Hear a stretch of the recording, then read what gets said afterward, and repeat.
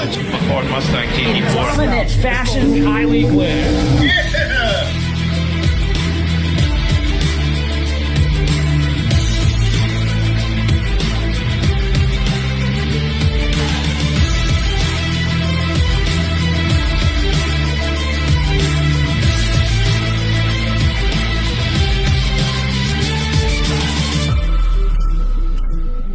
Area 51 podcast.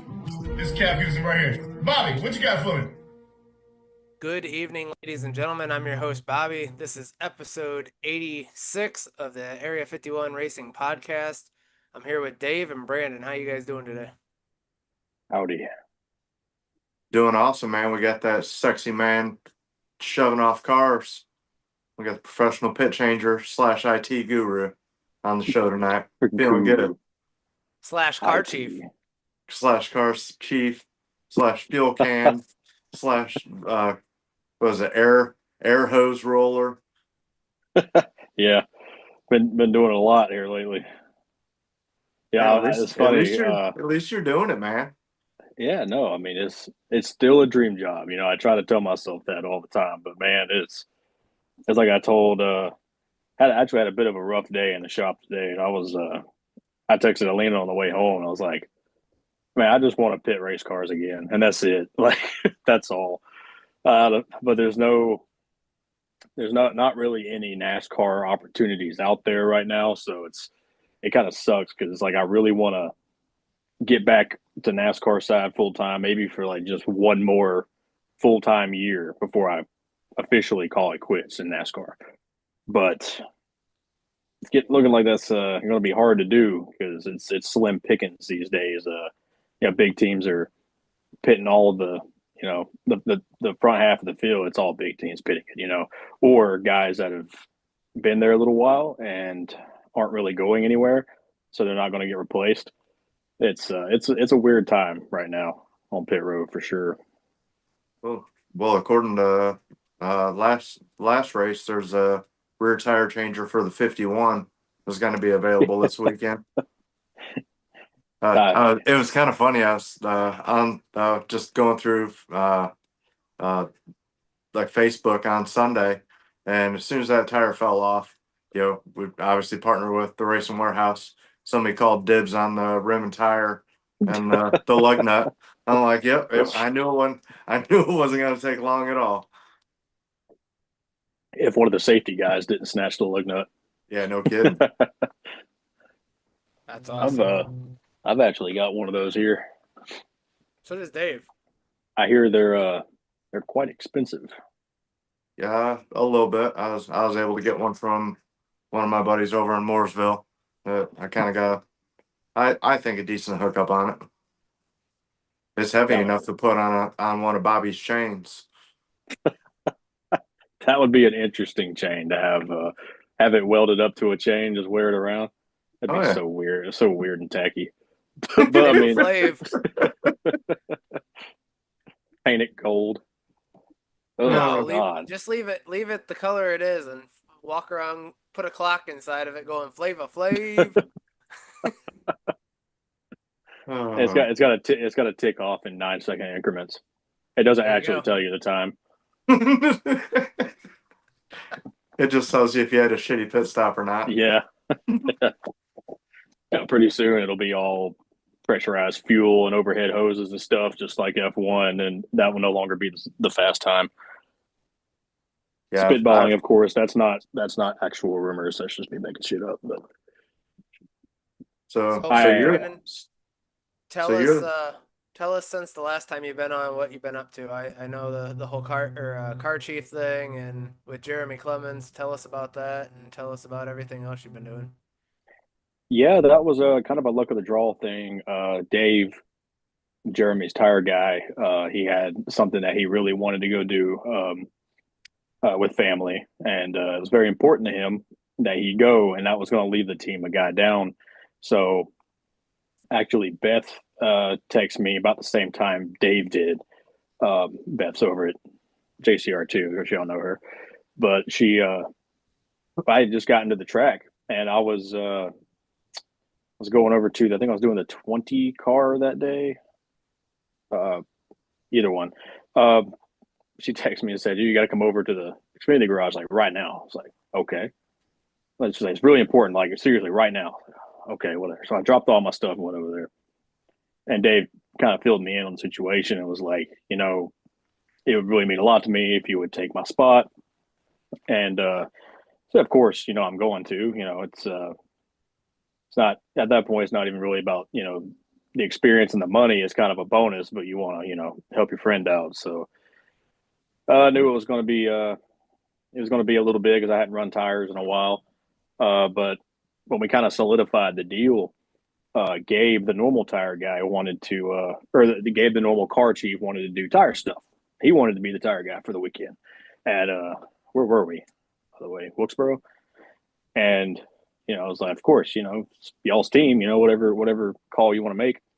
And so I had to, move in and move over and fill in that car chief role, which was really cool. They, entrusted me to do that and learned a good bit, especially about tech. I haven't put a car through tech in a while, so it was a really cool experience. And we ran good, about where the probably a little bit behind where the 51 should be, as far as expectations go. But it was a really good day and good to learn. Got to see and go out there and see my friends again, So I think that's one of the biggest things that I kind of look forward to when I get to do NASCAR again, because all my friends are still on pit road down there. I don't really everybody in IMSA and WRL and the other road racing series, they're all still kind of new to me. I got some friends over there, but on NASCAR side, you're talking about guys I've worked with for 8 years. So it was pretty cool. Right. So I gotta ask both of you, why sweatshirts? Are you guys cold today? It's 93 here. I was actually going to make a comment about that when I first got into the lobby here, but I just got out of the shower, so I got kind of chilly in here and threw it on. But plus, I haven't wore this thing in a while. The Whitetail sent me this. It's insanely big on me, but it's nice around the house at least. I don't know about him. Well, I just thought it was cold or something. Well, you gotta understand that in the shop today, the temperature gauge read high, which means it was over 99 degrees in the shop.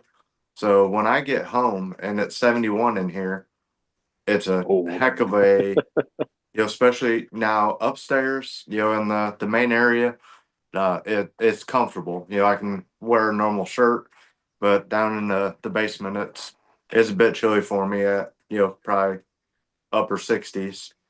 But I'm 40 actually kind of warming up. I might take it off here in a minute.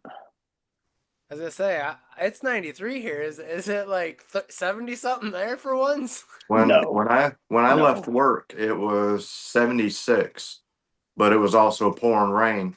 So by the time I made it home, it was already 85. So just in a matter of 15, 20 miles, it changed 20 degrees. Jeez. Yeah. Welcome to North Carolina. Yeah, I'm gonna find It's out soon. We're ridiculous. 60. Hold on. Rob was picking at me last week. I heard the show. So we are officially 58 or 59 days till we leave for Charlotte. Oh. So I don't know the minutes and hours like he said. I ain't that good. But I know we're under 2 months. I talked to Rob a couple of days ago. I'm normally pretty off grid when it comes to my friends. I need to probably do a little bit better job of that, but being so damn busy. But the other night we were actually sitting here at the house.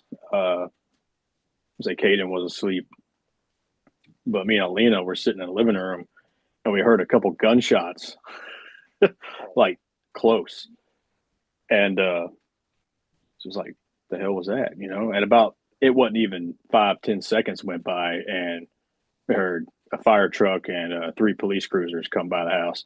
So naturally, I go, pop the gun safe and get prepared for whatever. And we sat and listened to the police scanner all night instead of having us time. was trying to figure out what was going on, and our neighbors, they're all pretty savvy to police activity. So I looked out and all their lights turned off. I was like, yeah, I'm gonna go ahead and be safe. And nothing really ended up coming from it, but the scanner was quiet for some time, which tells me they probably went to some sort of tactical channel where it's not being broadcasted or whatever. But the 10 codes they were reading off were robbery in progress and whatever, suspect with gun, stuff like that. So it was like, well, that pretty much confirms it wasn't good, whatever was going on. But nothing really ended up coming of it. It quieted down after a while and everything went back to normal. But I was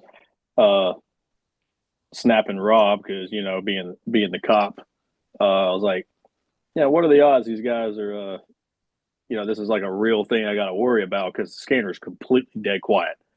Because, oh yeah, they're probably on a tech channel or something. I was like, okay, I just making sure I figured that was probably what was going on, but wanted to get a second opinion from somebody who actually knows what they're talking about. So Yeah, Rob We- likes talking yeah, it was about that. fun. It's pretty awesome. We got to get you off of Sugar Creek. Pop what? We got to get you off Sugar Creek. Or off of Freedom of Sugar Creek.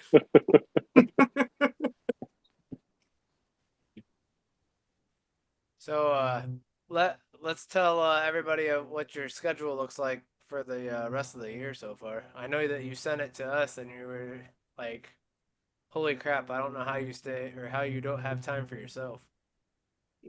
It's hard. I mean, so full-time IMSA Michelin pilot again. So that Pan Am Motorsport reached out. Actually, let me take a step back. Bozy, a guy that he changes, he pits the WeatherTech Lexus. Yes, ma'am. Okay. So he pits for the Lexus WeatherTech team, Master Sullivan, and you might know Bozy. You've probably seen him. He's been on Denny's podcast as of late. I don't know if he's been on Junior's Download yet, but he's just been everywhere, really popular. But we had a mutual friend who he reached out to and said, this Toyota Michelin Pilot IMSA team needs a pit crew, and so my friend couldn't do it, so he gave him my number. Bozy reached out and we set it up, and we it was a good experience because those guys are that entire team is from Brazil, so they speak Portuguese and very little English. So that was a challenge, having an American pit crew trying to decipher everything they were saying. And of course, they can speak a little English, so they were able to communicate. At least the team manager was. But we run a Toyota Supra, GR Supra GT4 Evo, long name, and it was a learning experience for everybody because this car was not set up at all, by no fault of their own, to do pit stops. So the studs were ridiculously long. The normal short speed sockets that we use over there, they didn't reach the lug nuts.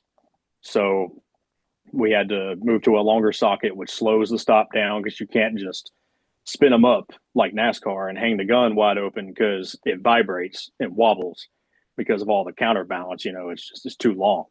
So that was something we had to deal with. But we got their pit stop, their tire change time down below the required fuel time, and that was really the goal, was that they can take a full tank of gas and tires without having to wait extra time. So that was a win, and it was a really good team. We got along with them well, and they're going to bring us back for the rest of the year. So, it's good for business, be able to keep those teams happy and secure, things for the deals for the rest of the year. Because like working with the Mustang team over at Core Motorsports at the beginning of the year, I wasn't able to bring that same value because it was still Michelin Pilot IMSA. It was all still foreign to me. And I didn't have the understanding I do now. So I wasn't able to bring that value where they're like, okay, yeah, we need to bring, these guys back or this guy back because he was that good. I was more or less lost in the sauce out there, man. Thrown to the wolves. It was tough, but yeah, but they're doing really well. So it's good to see that. I still got uh, friends over there. Billy Johnson drives the cars. He's a phenomenal driver. We're trying to get him to drive our NASCAR truck, but money. So we'll be doing the Toyota for IMSA the rest of the year, and still working with Team ACP. The BMWs will be going to Road Atlanta here in a couple weeks. Kind of finish out the season with them, and we'll just have to see what next year holds. Because I'd really like to get one more good competitive year in NASCAR. If the guys can secure something for next year, and God willing, if it does, I'll give it one more go before I think about calling it quits as far as NASCAR's pit road. See, moving forward with trying to plan my future and everything, IMSA is a lot easier to work with as far as you can live pretty much anywhere in the world and be flown into these races. NASCAR is not like that. You pit in NASCAR, you better live here because you got to practice. It's far more valuable. There's so little. What I'm trying to say, the pit crews mean so much more, I guess, and maybe some people won't like to hear that, but it's true. It's there's a lot of repetition and athleticism that goes into pit NASCAR versus road race cars. So you have to be here training all the time, to keep up with some of those guys. Because, every time I go back to Xfinity or truck pit road, I'm slapped in the face with, I'm reminded of how good these guys are. And if you're out of it for a little while, it's a little bit like riding a bike, but they've been riding the bike for years and nonstop, so you take a break, it's kind of rough. So speaking of NASCAR, I'll be in Dover this weekend, pitting the 53, the rear changer, Bree Daniels. She needs a little bit of a break. I think she's got a family emergency or something, so I'm gonna step in and fill in for her and go give them some good pit stops there. So we'll take whatever opportunities come in NASCAR for the rest of the year. If something full time comes out of nowhere, sometimes it does, and I'll take it. But it's hard to work around that because I have these IMSA teams that are relying on me to still provide for them. So it's a lot to deal with, but because NASCAR, it's every single weekend, and road racing, it might be every other month, or once a month, and that's easier to work around scheduling wise, but not so much budget wise, because you can actually make more money over on the road racing side. I'm sure that's probably not a secret, but it's out now, but they don't run as often, so just a lot of stuff you got to balance, and working for stuntman Stanton Barrett. We don't. The shop's kind of in a place right now where we're not too sure what the future holds. There's some stuff going on that there's some challenges that have presented themselves, and I think we'll overcome them. But circumstance wise, that we might take a hit. So we don't know, if we're going back to the racetrack in a couple of weeks or if it's going to take a couple of months to recoup, just depending. So for the rest of the year, I got full-time IMSA, full-time WRL, and that's enough for me. So we'll see how it goes, and I'll take new opportunities as I can, as long as they don't clash with what I got going on now. Try to branch out a little bit more, maybe see if we can't get people joke about how I'm pitting everything under the sun, but I'd still really like to do an IndyCar. I've never touched an IndyCar before. I'd love to do that. I think there's an avenue there, and I'm probably going to put the feelers out there pretty soon. So we'll see. Now, are you going to be in Mid-Ohio at all? God, I hope not. Really? Nobody likes Ohio, Bobby. I'm sorry that I have no racetracks around me besides Eldora and Fremont. I watched Well, no, Kyle Larson freaking run second in Fremont yesterday. no, it's just the state. It's just So when I was in the Marines, I knew 2 guys from Ohio or 3 guys from Ohio, and as far as I know, they moved and never came back. So Well, if I could, I would, but it doesn't I know. look like in the near future.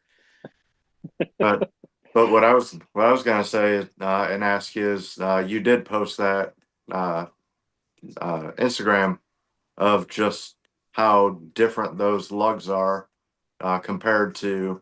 I think you put a post out there and like the studs, you were trying to have the guy center the wheel, while you Mhm. put the lug nuts on, and I think the guy was apologizing just because the studs were so far out there that Yeah. he was clocking the wheel, and you had to push it on, pick the gun back up, and go around them.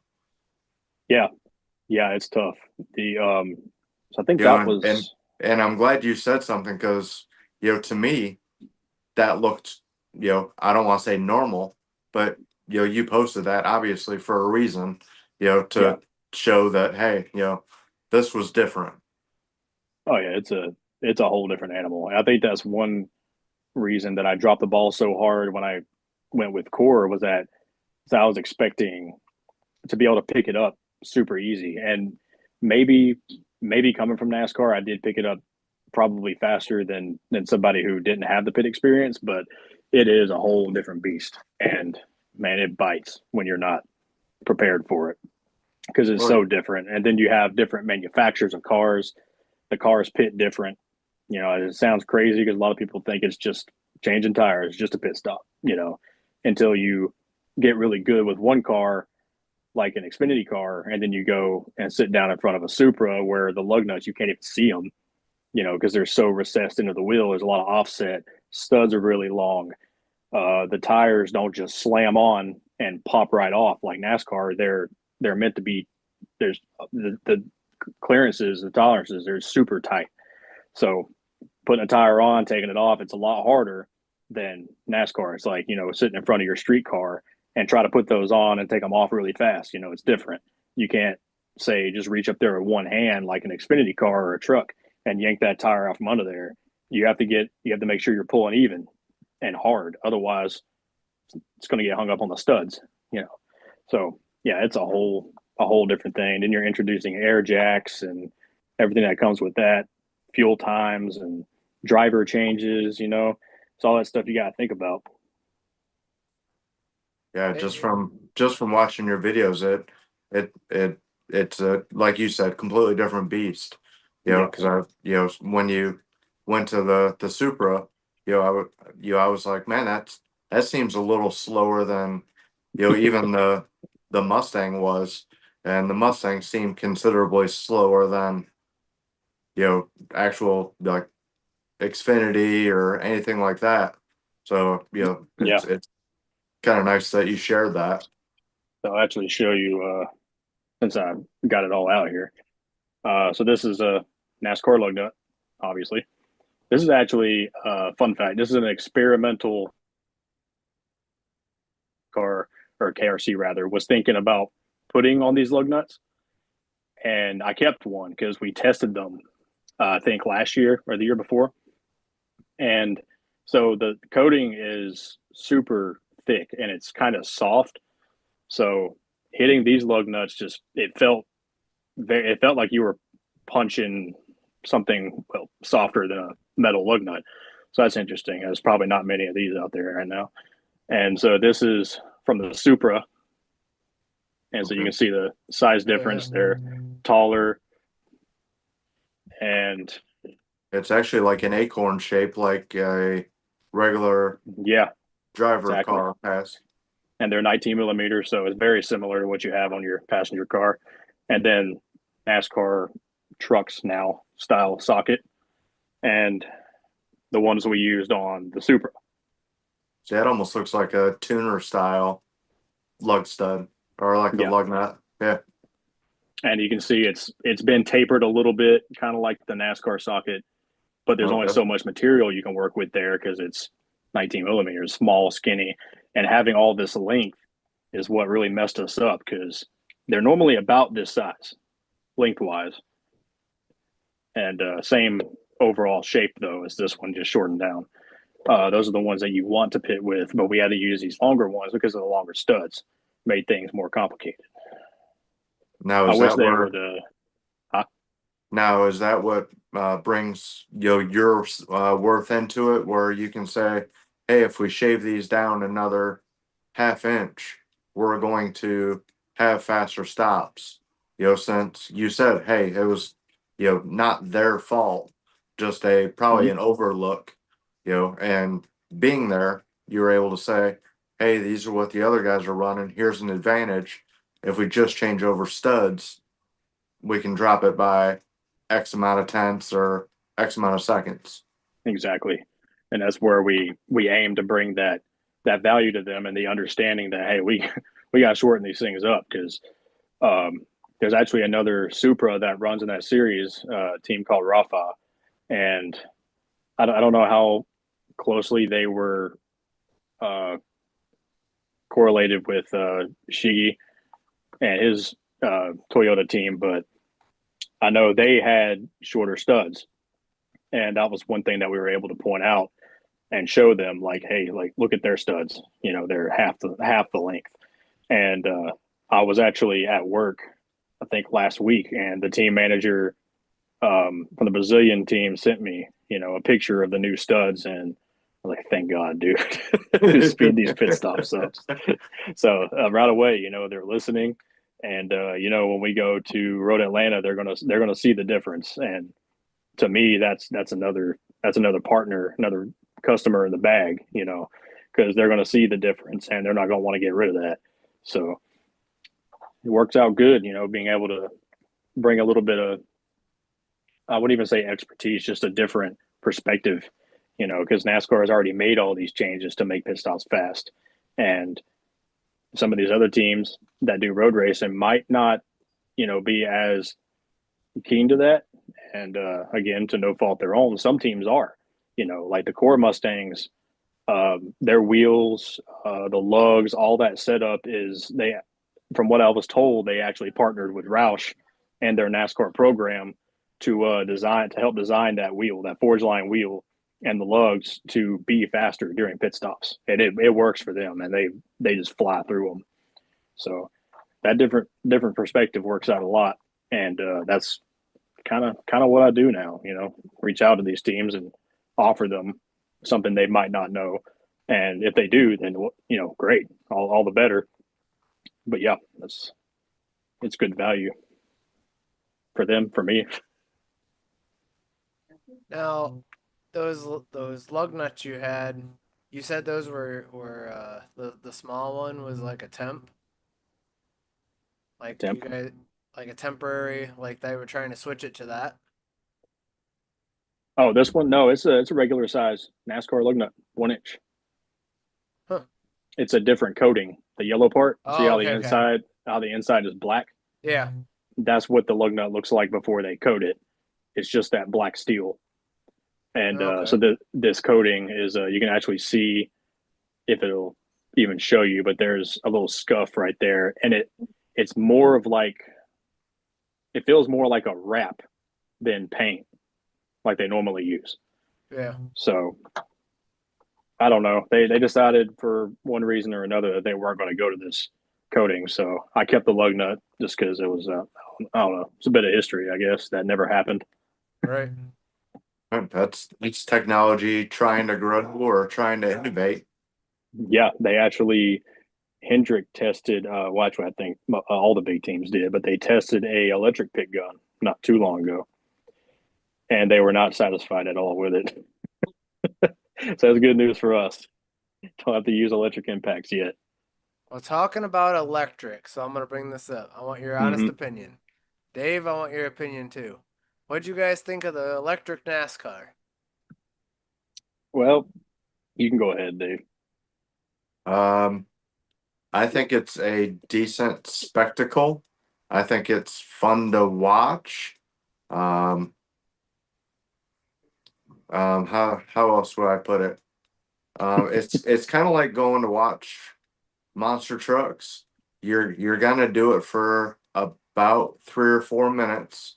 They're gonna roll over, and then you got to wait about 5-10 minutes for another monster truck to roll out, jump over some stuff. You know, then you got to wait. And I don't think I could watch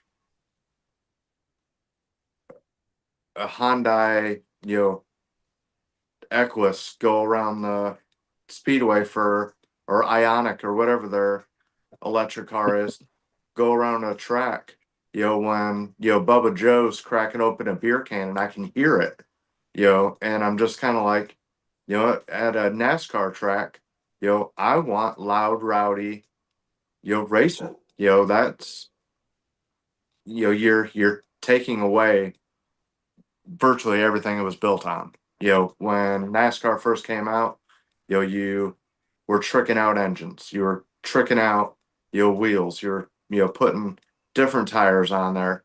It was all about being innovative. And now it's kind of boxed in. Now, the only thing that I could think of, with the new hybrid system is it would be a cool thing to, like, say, go down pit road, kind of like an IndyCar does. They press and hold a button that will not let them go above pit road speed. It just will not. Or if they were to put like F1 where they got like a DRL with a hybrid motor, say on road courses or whatever, so if you were lagging, you get a extra, say 2-3 seconds of boost, and that's all you got. Then you would have to regenerate because, it's got big enough brakes where it's going to regenerate power. I don't think that's a problem, but I don't want to have a conversation with my girlfriend or my wife when I go to a NASCAR race. I want to, That's a solid point. right. I mean, that's literally, small track. America is, the only time you get quiet is, during like a feature break, because, out, I know both of you guys are old enough to remember not having stages where you would always have your 25 guys running and they'd whoa, whoa, whoa, whoa, whoa, whoa, whoa, by you. And then all of a sudden, here's another group. Boom, boom, boom, boom, boom. And then you always had like 3 or 4 guys that were another second or 2 seconds behind. Whoa, whoa, whoa, whoa. And, that was fun. Yep. But, now it's 40 cars going by, same time. And unless you got a broken car out there, you're pretty much up with the pack. Unfortunately, my last race was Atlanta, and Jeremy was the odd car out. Unfortunately, just due to some circumstances. So he was the 40th car going around about 2 seconds later than everybody else. But that sucked. Yeah, so I'm a huge hater of spec racing, big time, and that's because of all the things you just said, right? So everything is they let's just, I mean, leave alone the fact that they pulled half the craftsmen out of NASCAR, as far as the guys on the English wheels, the guys with Clecos holding pinning bodies together and shaping them the way they want to get an edge. All that's gone. They got rid of the engine builders. They're all in house with these engine manufacturers now. I mean, they're going to get rid of. I mean, the body guys are gone.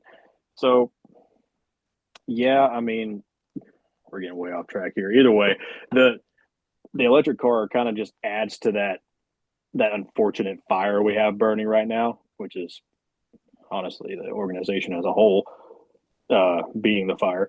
But man, so I don't have an issue at all with the electric car as long as it stays in its own realm. Like they can propose a series and see who decides they want to build an electric car, And you got to think, is the return on investment even going to be worth it? That's what worries me. Is NASCAR going to be so worried that these teams can't afford to build an electric car because it doesn't make sense to? So no one's going to be in the electric series? Like, is that how it's going to go? Or maybe has a manufacturer already agreed to come up and front a lot of money for people to build and race an electric car? Are they willing to do that? There's a lot of questions behind it, but as long as you don't, it will never replace the Cup Series. They're never going to do that. A lot of people talk about it, but it's not realistic. It's not going to happen. Now, what I'm worried about is replacing the Xfinity Series, because Xfinity, I mean, their contract's up. That's who knows? I think it might even be at the end of this year. Xfinity's contract is up. So are they going to re-up with them? We don't know. Xfinity, like Busch and like Geico and like Monster, they're title sponsors now of the Cup Series, because the Cup Series has like 4 whatever title sponsors. Excuse me. So hopefully it doesn't replace the Xfinity Series. Trucks isn't going anywhere, I don't believe, just because of its own novelty and where it stands on the ladder of progression. But now the Xfinity Series, I feel like, to NASCAR is a reminder of like how good the old 5-lug car was. And to me, I think that selfishly they want to do away with that. Am I right? I don't know. I mean, I could be overstepping there, but I know how, things have gone in the past and how they think. So maybe they decide to replace it with the electric series if it comes to be. They haven't announced anything. I haven't heard rumblings about it anywhere. So who knows? They might not. But the closer we get to spec racing, the worse off it's going to be for the sport. I mean, they already pitched the Gen 7 car as being a financial out for these teams, a hookup, and it's proven to be anything but that, so writing's on the wall. They never should have got rid of the 5-lug car to begin with. And yeah, that's, me being selfish because I'm a 5-lug guy, but it changed the landscape so much, because not only is it one lug nut, so it screwed with the pit crew community, the pit crew pipeline.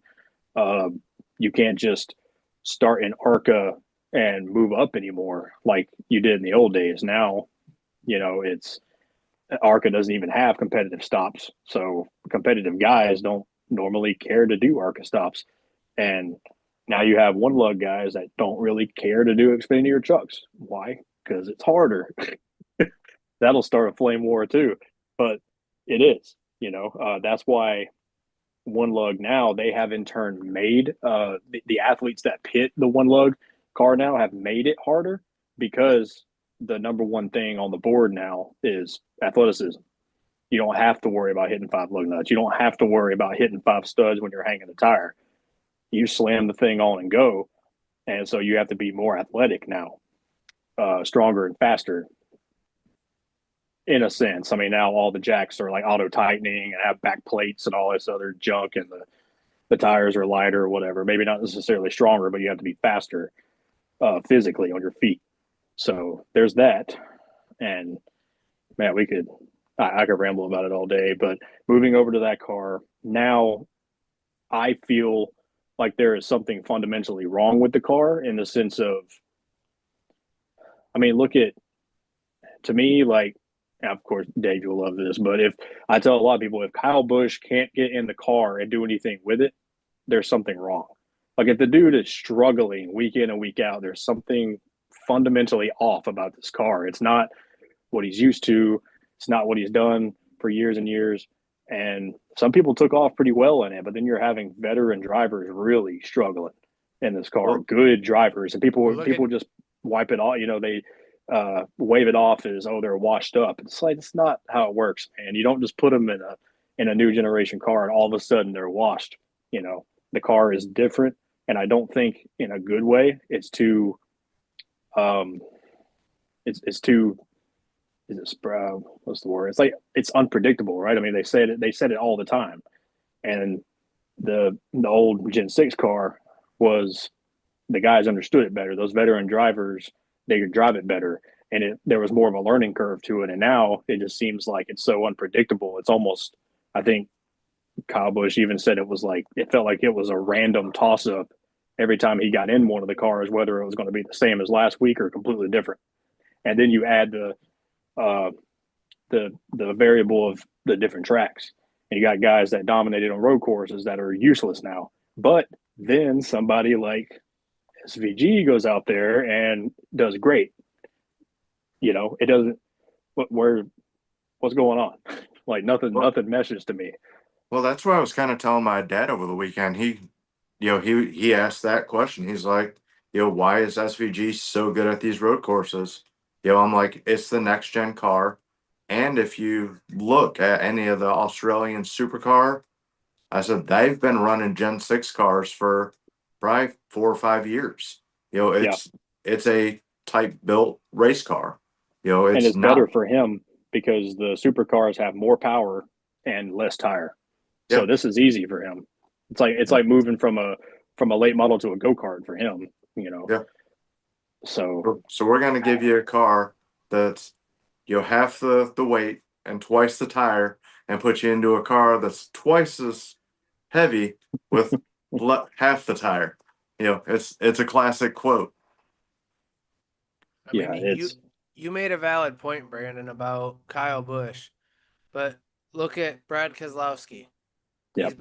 He was good. He was good last year. This year, absolutely struggling.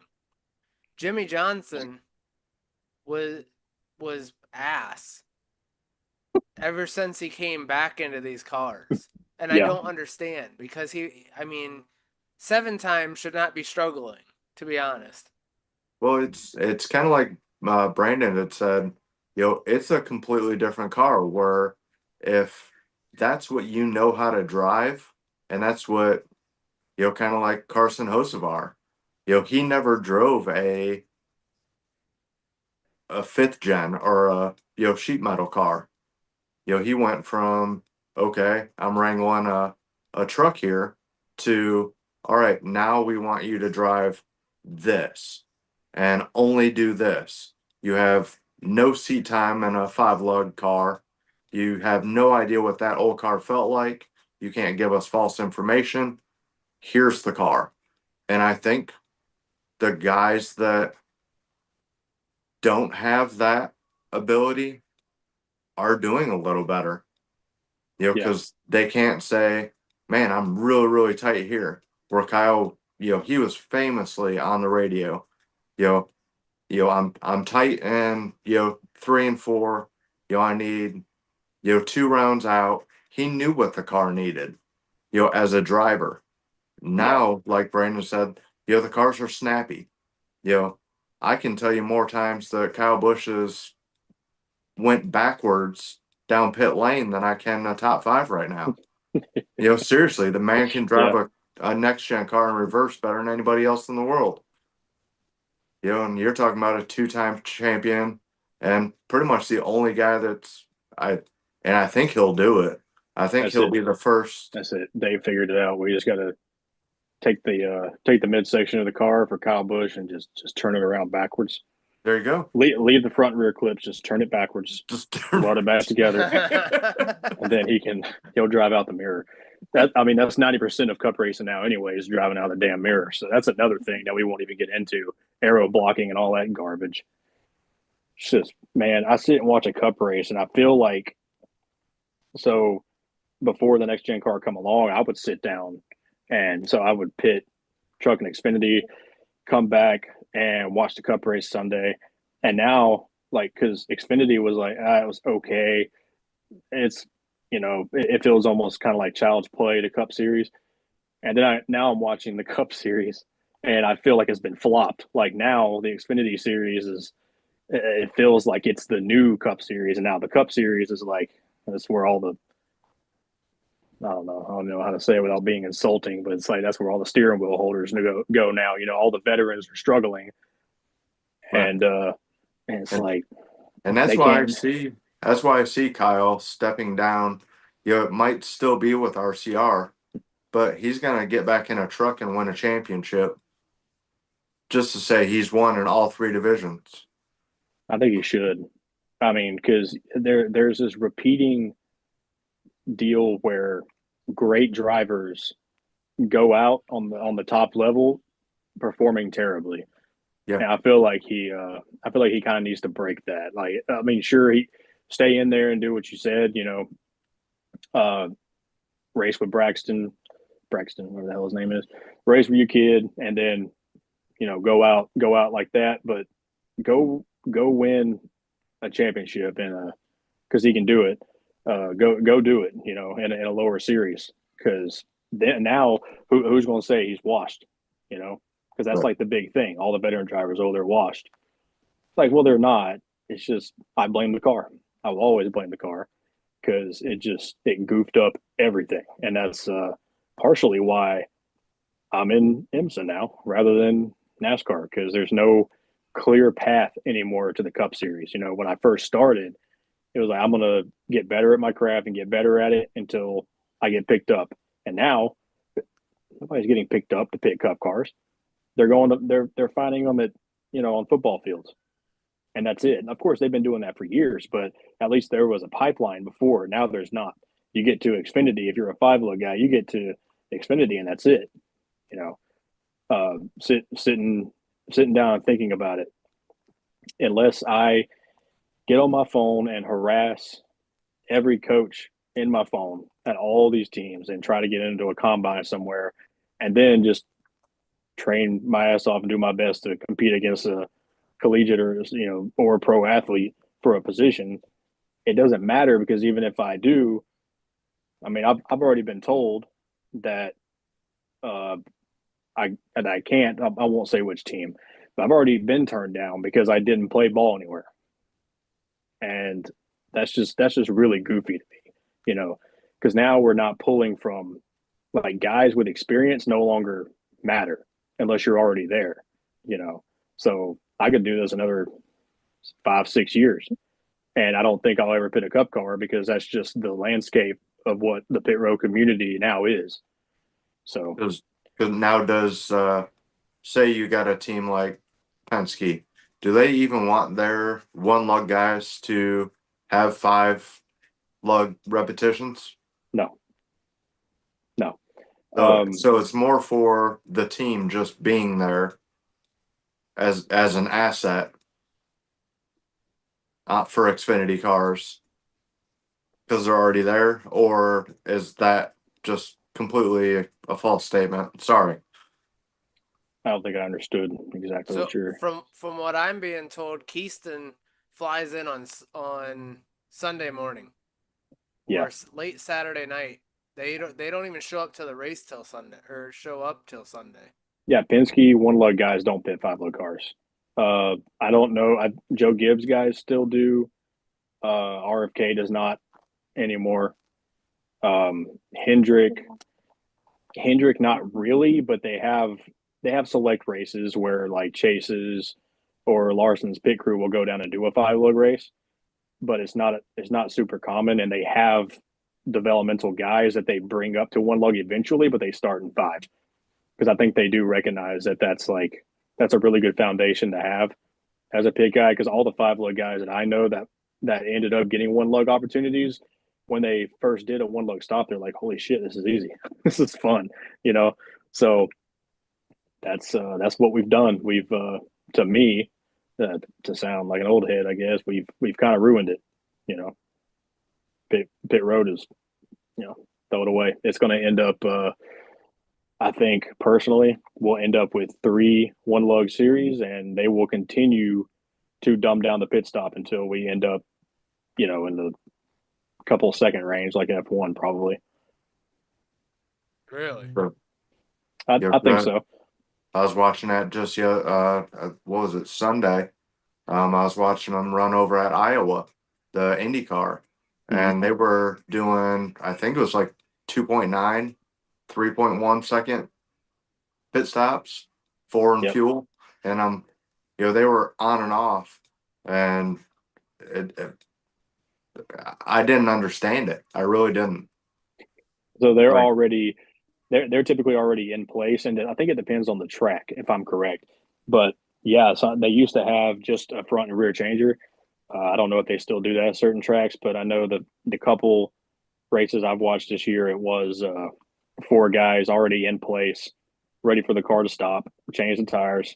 I don't think they had any carriers, but they changed the tires themselves, and fuel's all pressurized. So yeah, they'll keep getting faster too as far as coming up with new systems. I think we will too. Now, when you say the cans are, Little man's going to bed. um, All right. hey buddy, Hey, say hi. hi buddy, a big old Like, smile. good night. Night night. Love you. So when you're talking about a pressurized system, I mean you do see the different series, and most of them are hoses now that come over the wall. There's not a guy carrying a container like there is in our NASCAR series. Mhm.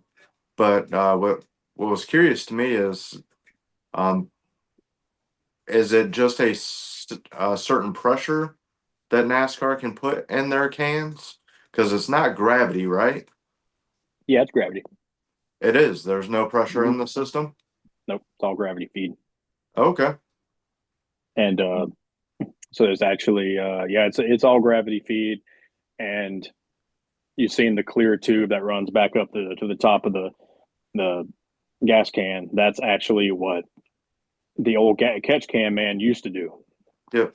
He'd plug the back of the car and vent it.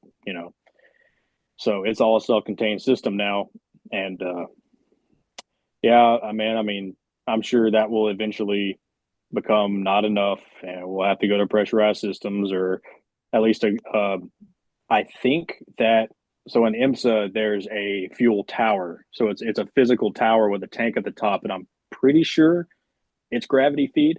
I haven't got a real in-depth look at it, but just looking at it, from layman's perspective, it is a tower with a tank at the top, and the hose runs down, and you have so say they differ from manufacturer too. So the Mustangs, GT4 Mustangs have two handles on the side, plug it in, two hoses, one's a vent, one's a feed.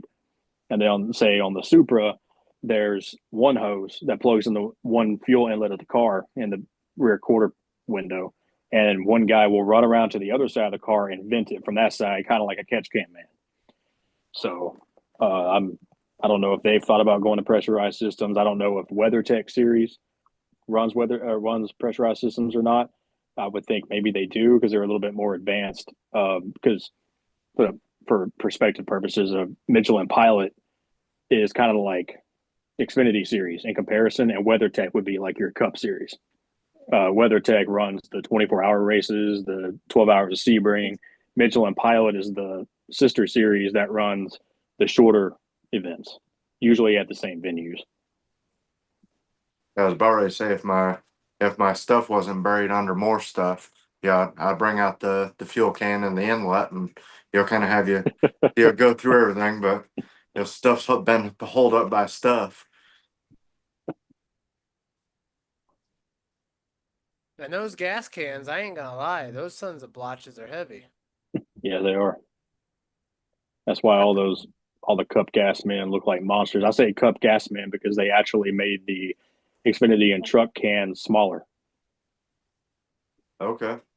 So Yeah. back when Quinn Huff was still racing Cup Series, they let me pick one up, and oh my freaking god, I about dropped it. I was like, Yep. this thing is heavy. Some Like I was serious not weight. expecting that.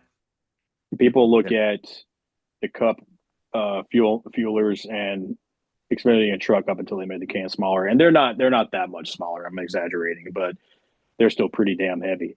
And you see those guys getting negative plugs, meaning they plug the car before it stops. You see them sidestepping as the car is leaving, and almost like to move from a dead stop to leaping two steps over with a can that might still be half full. Making all these maneuvers and stuff is not easy, because you think about trying to get this plugged in perfectly with no angle, because you get an angle, it doesn't seat right, it spews fuel out.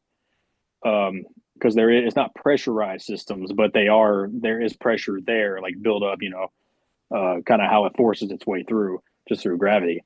But those cans, on top of them being super heavy, it's also sloshing. So, something to think about. It's weight. It's not just weight sitting on your shoulder. It's weight sitting on your shoulder and trying to move.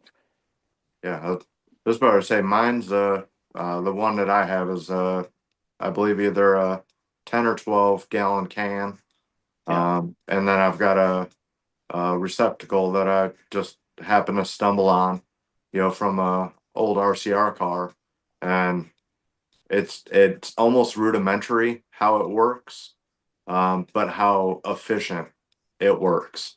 Yeah, works very well, and it's 7 gallons a second. I'm pretty sure, which is absurd. Wish I could fill my streetcar that fast.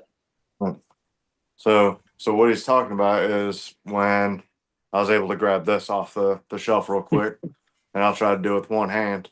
But so when you got the car sitting on the side, they got to plug in exactly into this, and there's a spring on the other side of this plate here that opens and closes. So obviously fuel doesn't spill out when they leave, or it's not supposed to. But it's stout. All right, I'm not gonna lie. When we come over, I gotta see some of this shit because where in the hell do you get stuff like this? Like, I didn't even know you had that. Like, Yep. This one actually says spare, keep on shelf, 5 RCR shelf. So this is a spare Kyle Busch fuel inlet. I mean, how freaking cool is it to have, like, story time with Dave? This is why Right. we This,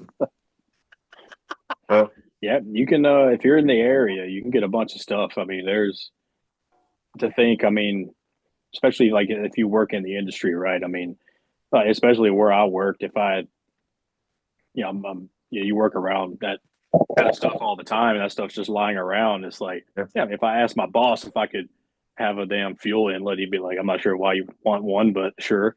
Right. That's pretty much how it goes. But you can get a lot of that, a lot of Well, stuff like that is just lying around. Well, I had bothered you for 2 years about a Thunder Gun, and then I was able to actually find one, and it damn near scared the hell out of me. I was in my shed, and I only had 60 pounds in my generator, or in the air compressor, and I let that bad boy fly, and and it turned my hand. Like I was holding it like I would a regular impact gun, or like the Milwaukee cordlesses that I use at work. Not even close. Not And it's got a big old 1 inch on the end of it, but just the air pressure going through it drain the tank in less than probably 3 seconds. Yeah, I mean the 60 pounds is less than half of what we push through. So you Right. typically run those 150, 160 psi, and the Paolis you actually run closer to 200, unless you can get it a little bit over that if you can. Right. That's awesome. Which I think we talked about on the one of the last shows we did with you, as far as them trying to use other substances besides air to make it faster. And NASCAR finally had to say, hey, slow it down. You're spending millions of dollars on guns, to get tenths of seconds, when, like you have to furnish your own gun, say, for instance, or JCR has to buy, 2 guns. They're not going to spend $10 million on 2 guns, to pick up 3 spots on pit road.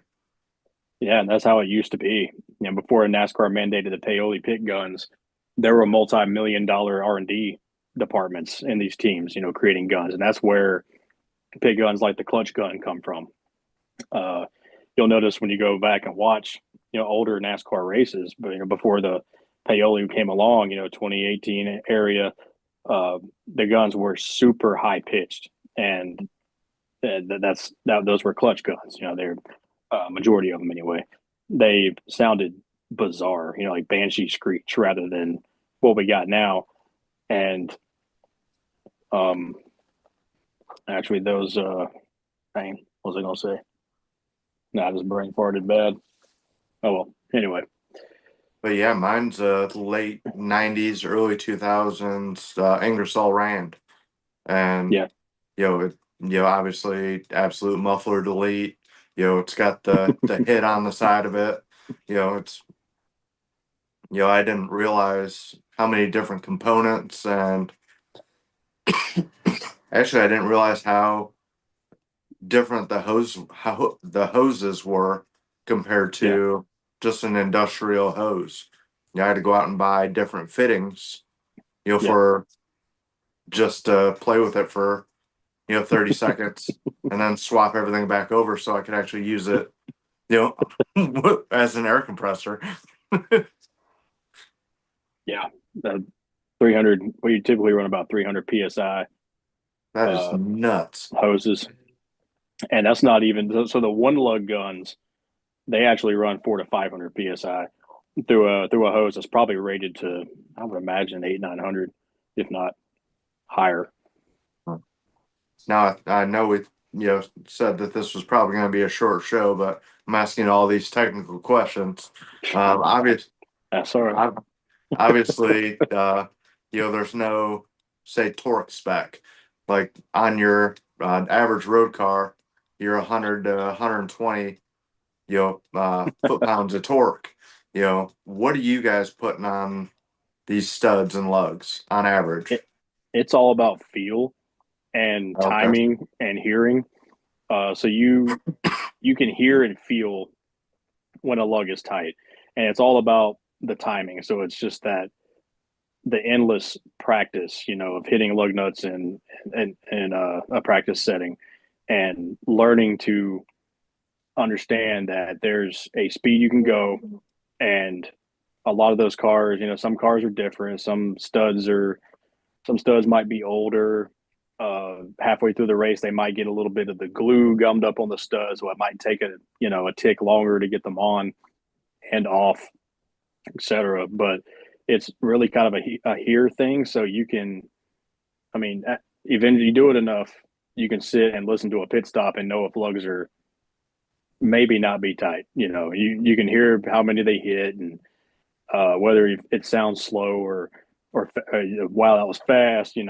It's all about repetition, and you learn over the years and the thousands of repetitions. Well, I wish I could actually go back and count how many tires I've actually changed.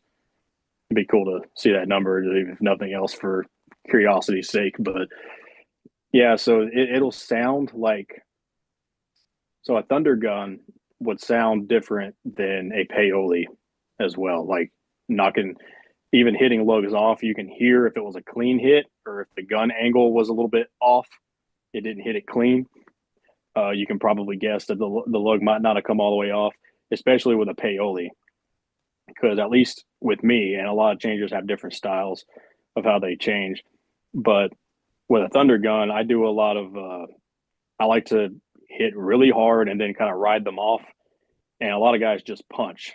And with a Paoli, I got more in the habit of just punching, because you can't really ride them off. If you don't hit hard enough and you try to hold it on there and force it to ride it off, it'll almost clutch out. You'll kind of get the rattle rather than the pop and rip the lug off. And same thing going on, you can kind of feel and hear that thing stop from lug to lug. It sounds fast, but it's a different sound when lugs are getting tight versus if you just hit all of them really fast and don't get them tight. It sounds more like an off pattern than an on, because you didn't hear that secure at the end of it. And Thunder guns kind of have their own noise too. I've actually got my Thunder gun here. I got it out the other day. Needs to be cleaned though. But it's probably not too far off from what you got, except yours is probably yellow. This one was yellow. It's all black now, but Yeah, I've got mine's got the red uh guard on it, like the rubber guard. Yeah, But well, it's got a man button on there. It's hard to switch, but it's a lot of grip tape in case I ever accidentally. I mean, obviously it's for hitting lug nuts, but if I ever go to accidentally drop it, it's easier to kind of. I've got smaller hands than most guys, so go to pull a tire off my other car, you're pulling with these two fingers and just this one here. Now, some changers kind of do this number and pull, but this has kind of been my go-to. And if this slides, sometimes I'll drop the gun a little bit, but it's easier to kind of just clamp and make sure I don't drop it and then fix it. You'll probably see me do it a lot in some of my videos. So I'll pull the tire and kind of half drop the gun and move back up and kind of reposition it. But this thing's seen a lot of action. It's carbon. It's all carbon fiber on the nose cone. It's a titanium housing. I mean, it's been a good gun. There was a stretch there where it actually disappeared, and I still to this day don't know exactly what happened, but the thing disappeared for a while out of a hauler, and I think somebody stole it and used it for a little bit and tried to slide it back in there because it came back up later, and somebody brought it back to me. And when I broke the gun down to kind of run through it, it was there's a pin that holds all that rotating assembly together on the inside, and that pin had sheared, so those parts were moving out of sync. And luckily, it at least had some oil run through it, so it didn't do too much damage to the anvil and the hammer itself. But it tore that carbon nose cone on the inside apart. I mean, it shredded it, but luckily I was able to repair it and get it back online, and it's been great since. But that gun, really good old fashioned thunder gun. It has probably been through 3 rebuilds in 7 years, and typically you want to get them rebuilt probably once a year. So it's been good. It's like that old car, it just doesn't quit.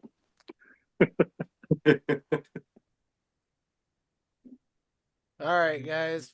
Brandon, I'm gonna let you hop off here, but before you do, I was talking to Tig today, and OT. I've been sending out the shirts to everybody and saying, hey, if you guys can share. And I sent it to Tig, and his response was, "That's tough. I will definitely be ordering." Yeah, they're good shirts. They look sweet. I mean, kudos to you for not just pasting the podcast logo on it and calling it a day. It was actually pretty creative. So I like them. I'm going to get mine, and if it's the material that I think it is, I'm going to wear it a lot. So I think it's the material you think it is, because I think it is too. that long sleeve shirt, I'm thinking it's the same thing I'm hoping it is, because I just ordered one today. I was like, all right, I ordered 4 at first, and I'm like, or Adrian and I ordered 5, and then today I was talking to Dave, and he's like, how many did you order? And I said 5, and then I turned around and I'm like, you know what? I want a long sleeve shirt, and I went out and got another one. Yeah, I'm gonna order mine here. Probably you'll probably have to remind me, but this coming week. Yeah, I'll text you. I'll get it coming. We're gonna, I think tomorrow we make the, Ken's gonna send us the picture of the front and the back. And then we Okay. just need to give him a yes or no where we want it. And then from there on, it's just constantly run. But we're at 28 shirts as of right now. Nice. Up to a strong start. Yeah, Yeah, Actually, I'll 29. so I'll get me one, a couple probably. Wear them to practice. I need another good practice shirt. So And Dave, it's almost your turn to start. Yeah, I've got 3 in the cart. I'm just waiting for Friday right now, and yeah, they'll be headed my way. yeah, I gotta wait on that paycheck. Yep, Yeah. got me. That's Got what I'm doing. got his Cam likes to say, the old ball and chain, and then Hunter has one coming.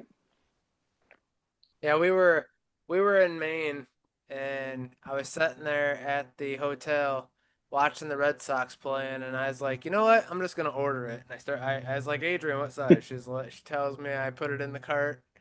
I'm like, she's like, what are you doing? I said, I'm still adding stuff. Kept adding, and I'm like, all right, I'm good. There it goes. Love to see that money disappear. Yeah, I mean that's when it comes to our stuff like that, I'm okay with doing it because it comes back to the podcast. And I True. know that Dave, Rob, and I have put in a lot of time, effort, blood, sweat, and tears into it. When it comes to the artwork, Matt Man killed it. I mean, I absolutely out of this world great. I mean, I've had people Kind of already funny texting saying. me asking if we can do a shirt next year with the alien coming out of the driver window. I'm like, let's see how these sell, and we'll come back and see how things go. I don't know. I guess it's new. Did you mean to? Did you mean to plug out of this world because it's a alien? No, actually, he killed it. I mean, I was not expecting it. That was good subconscious marketing there. Yeah. Well, I mean, at least we didn't do a alien dressed up as Dave getting sucked up by the laser beam. We could have. Holding on to as much sheet metal as he could have robbed from Racing Warehouse. Dude, that Right? would have been great. That's a great idea. Dave holding a bumper, getting sucked up into a UFO. That's Dave's upside down going, "Hey." All right. Oh hell! All All right, right. Brandon. Well, we will see you next time, and keep sharing the content, and we look forward to if we don't see you before Charlotte, we'll we'll have you on probably episode 99 actually with Brandon, or not, it'll be you and Bobby McCarty. Sweet. Looking forward to it. We have a special announcement that we're gonna drop, but I'm not gonna tell anybody a damn thing. So All right. I got the details on it today. So y'all you got a while to go. So Fair enough. all right, I want you here for that. So I'll be there. all right, All right, all right, guys. Brandon. Take it easy. Thanks See for ya. letting me rattle. Of course. All right, man. I'll take Later. it easy. See ya. so story time with Dave. I liked it. Yeah, I literally was like, I was looking and I'm like, well, shit, there it is, right there. It's been a while since I pulled it out, and obviously with my hand all jacked up, still I was trying to push Push it. down the lever with it, so I had to put it on the ground and put my fist through it real quick for the spring to open up. But yeah, I don't know if you guys usually see it from week to week or not, but that's the gas can and the tube sitting there, along with the Ingersoll, the Thunder Gun. Yeah. Now, just to let everybody know, sorry I wasn't here last week. Ava Hansen, absolutely awesome interview by you guys. Yeah, she did an absolute wonderful job. Yeah. Her and her dad, very insightful. I I like to pick brains, and be in a completely different format than what we're used to or Right. our comfort zone. Man, they did a killer job, and it was an Absolutely. absolute pleasure, talking to both of those. And to be honest, you didn't ramble today. I learned a lot. I didn't know all that stuff that Brandon was saying. So it's a great insight to know more about the sport that I didn't know. Gotcha. And Well, I just get into that. I like the technical aspect of them. yeah. I know how they go around in circles, but I want to know why or how or what that does, what this does. That's just how my brain always operates. Right. I can hear something a million times, But if somebody comes up and shows me it, it's so much easier for me to understand. So I have a question. Yeah. Story time with Dave for 2 seconds. All What is the Monte Carlo bumper right behind you? right. That is The Kyle Busch Busch. 5? Kyle Busch 5, Pocono, when he actually smacked the inside retaining wall with the left and right side, and they cut it off on pit road. Well, That bumper's for a hot second, I thought it was the Dale Jr. bumper from when Kyle spun Dale Jr. at Rockingham. And I know you have the picture, but I thought you had the bumper from when Kyle did it. And I'm like, got the is the that way bumper. you're sitting. That bumper's actually the pedigree COT bumper. Okay. I did have a chance to get that bumper at one point in time. It just was a little out of my range, but that was the race he actually, I think it was Mike Joy said, that's rowdy, and that's how, or wild thing, I think is what he was called at that point in time.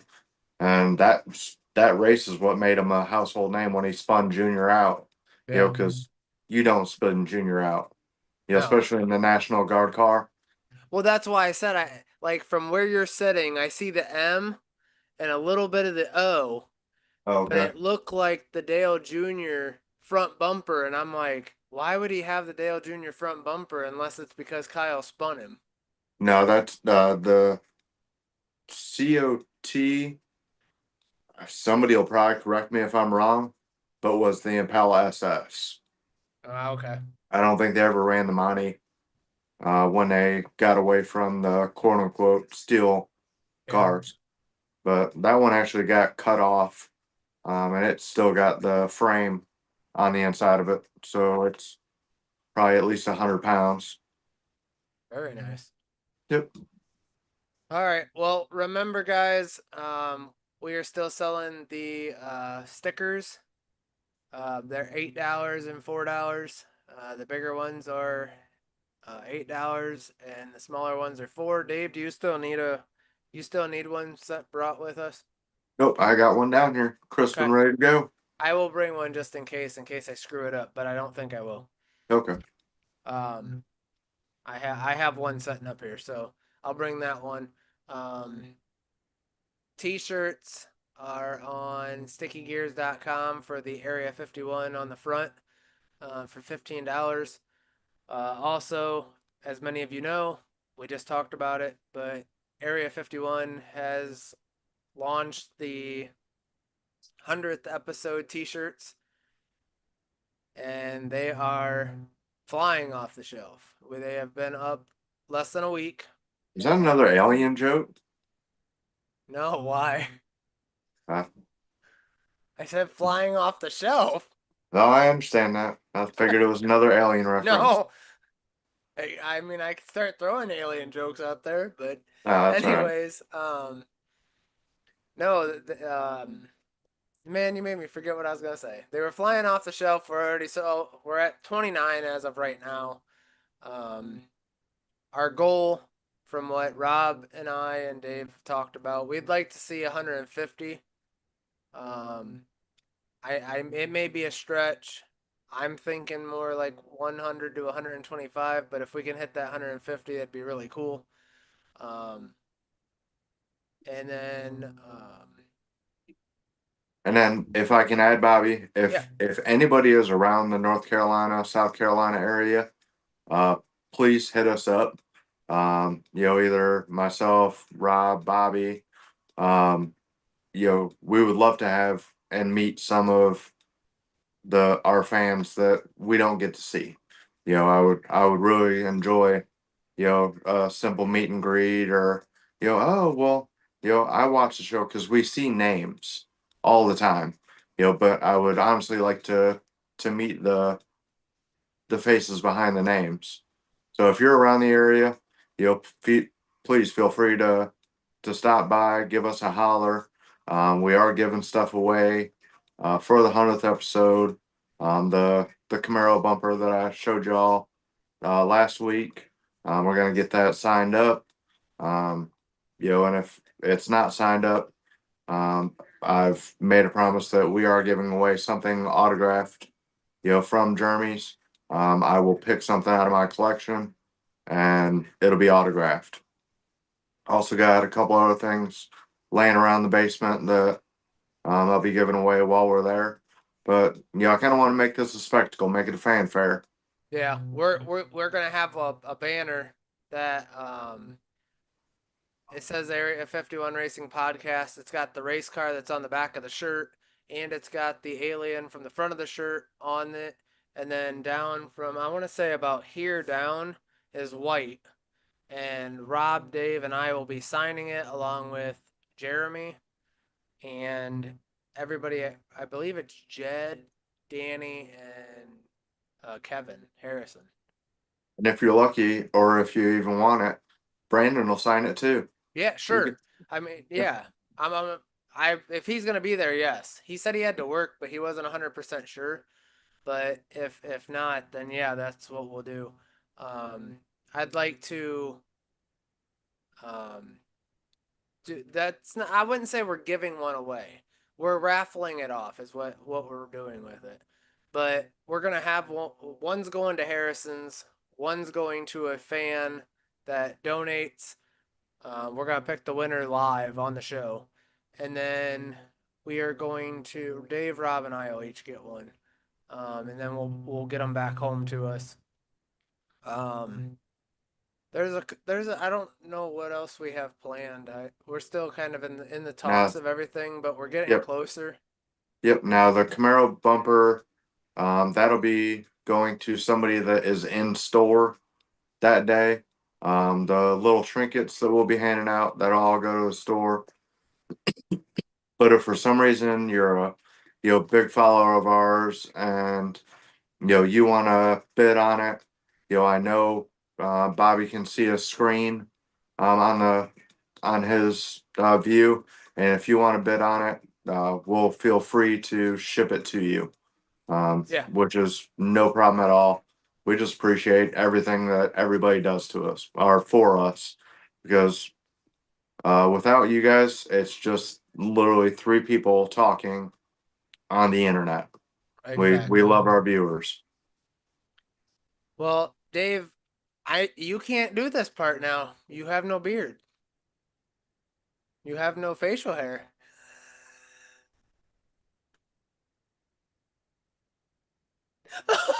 Oh, I got Mara Cat. So Oh my yeah. God, that's great. Yeah.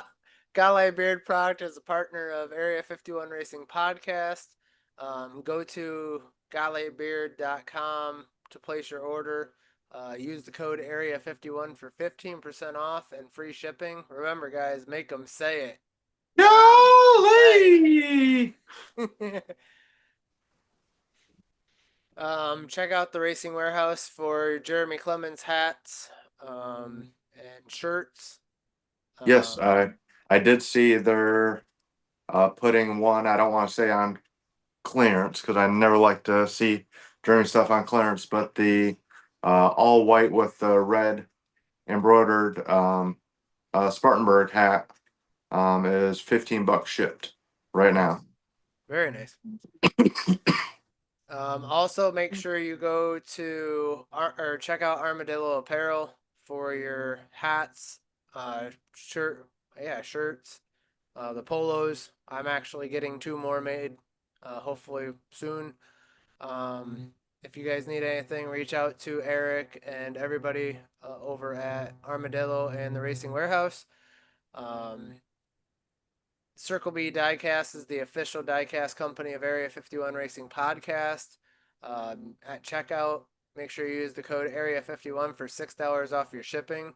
And I don't know how many times I have actually used that code.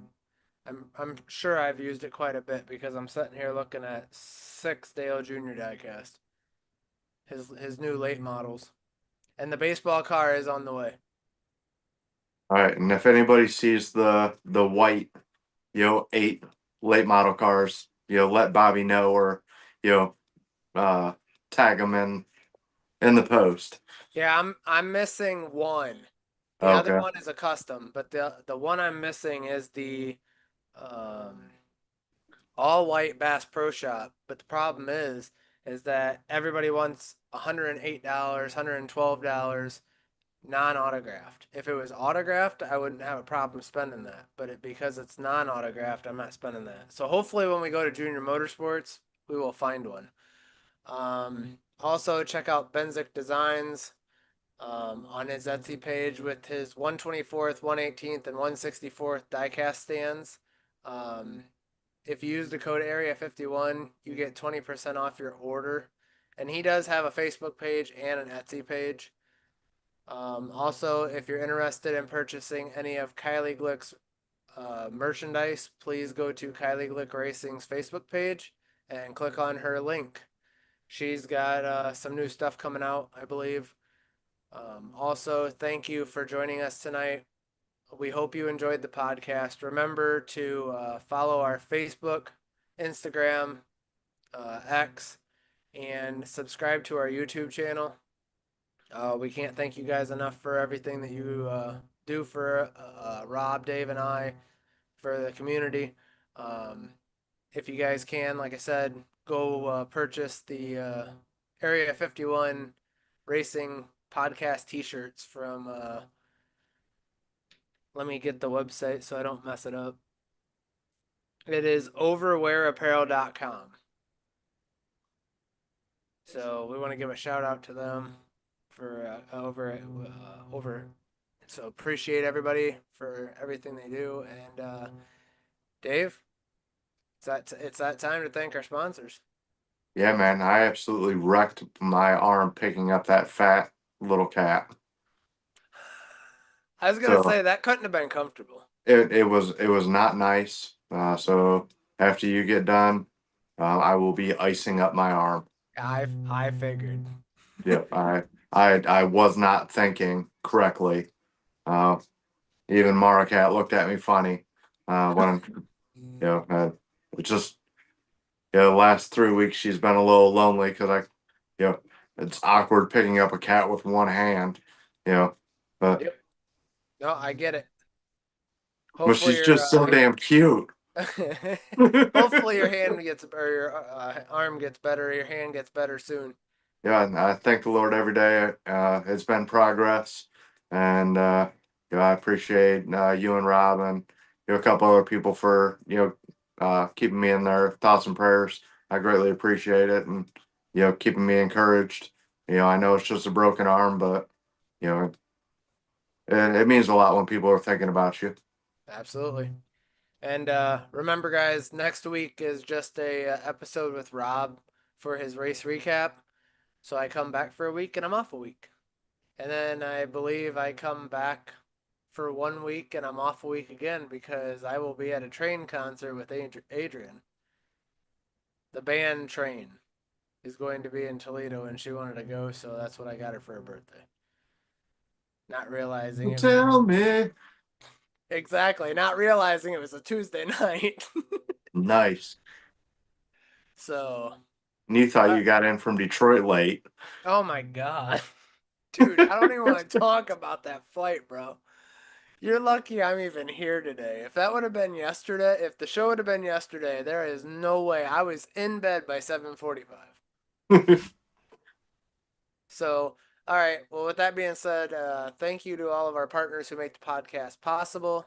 Spartan Waste, Fox Sports Spartanburg, Harrison's, Action RV, Kylie Glick Racing, Mattman Designs, The Runner's Roost, Alliance Driveway Solutions, Anamore Designs, Circle B Diecast, Driven Sunglasses, and Driven Trackside. And while I brought that up real quick, I gotta fix our post. But Driven Sunglasses, if you use the code Area51 Racing, I believe, or Area 50, I believe it's Area 51. When you check out, you still get a discount on your sunglasses. So I used it the other day because my lenses broke.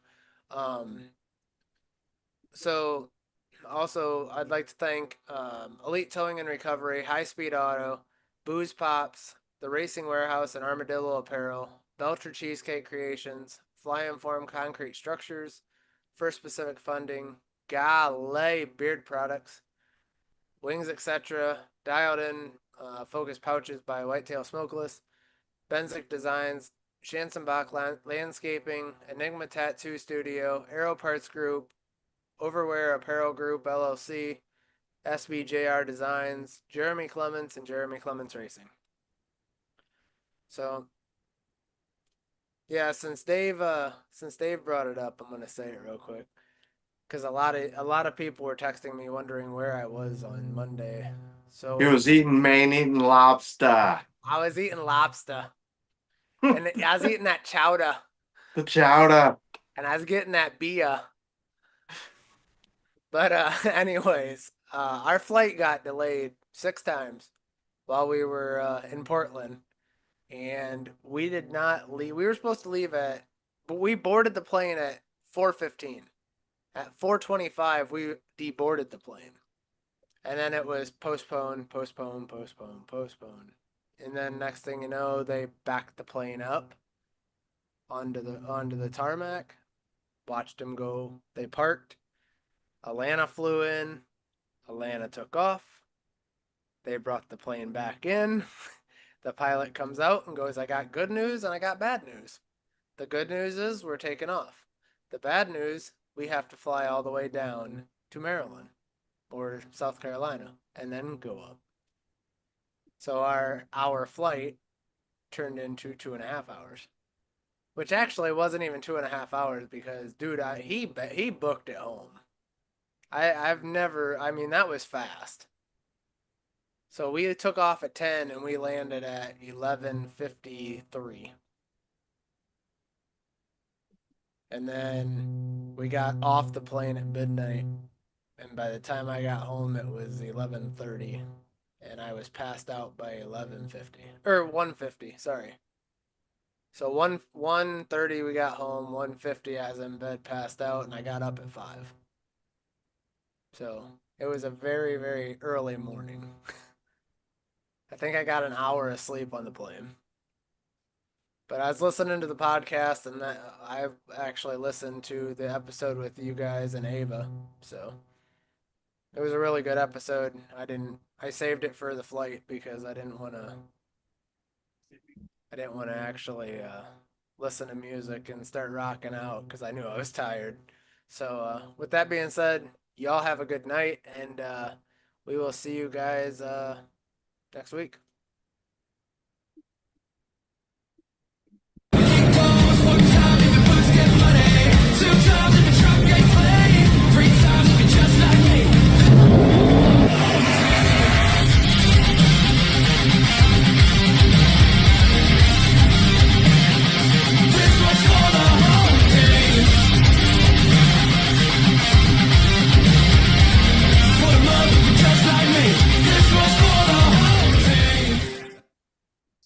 All right, y'all guys have a good night.